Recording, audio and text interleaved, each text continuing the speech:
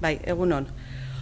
Osasun krisia, hezkuntza krisia, zaintze krisia, krisi ekonomikoa, krisi klimatikoa, errefuxiatuen krisia, kulturaren krisia eta krisiak besterik ez. Duela hamarkada bat baino gehiago, krisia sortu eta sartu ziguten, erraiak arte sartu ere. Lanean, eskolan, kalean eta duela hamarkada batetik krisia erabiltzen dute herritarrok mehatxatzeko, beldurtzeko, diziplinatu eta domestikatzeko. Krisia da herritarrok gobernagarri egiteko asmatu zuten gobernu forma berria. Krisien mehatxu etengabearen bitartez, Euskal Herritarrok edozein papurrekin konformatu behar garela sinestarazi nahi gaituzte. Edozein lan baldintzekin konformatu, edozein osasungintzarekin konformatu, edozein hezkuntza, edozein pentsio, edozein agintari, edozein estatu, edozein monarkia, edozein bizitza eta gure zaintzetaz emakumeak esplotatuak arduratu gaitezela. Patronaleko edozein arreputzek soldatak jeitzi, ala lanetik botatzearekin santai egiten digute edozein txobinistek Espainian baino hobeto gaudela dioskun bitartean.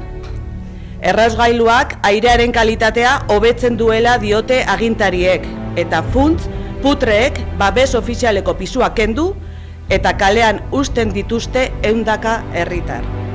Berdin dio nondik begiratu, berdin dio nondik aztertu. Autonomismoak eta sistema ekonomiko honek beti etorkizun okerrago bat hitzematen digute. Beti okerragoa den etorkizun hurbil bat zerumugan.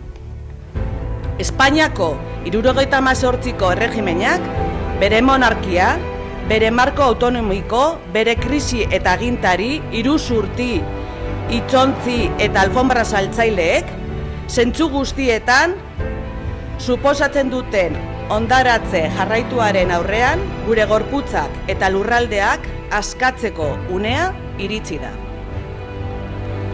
21. mende honek jota ditu erronka.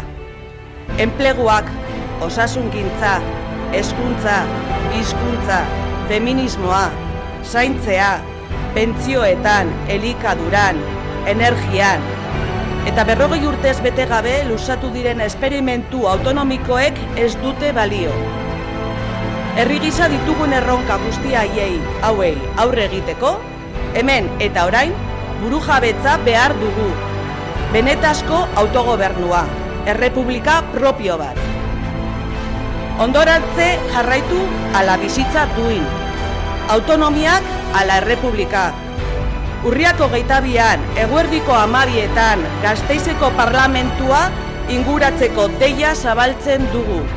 Krisiak gure bizitzetatik erausteko tresna Euskal Errepublika dela aldarrikatzeko. Gogoz eta bihotzez jarri gaitezen martxan.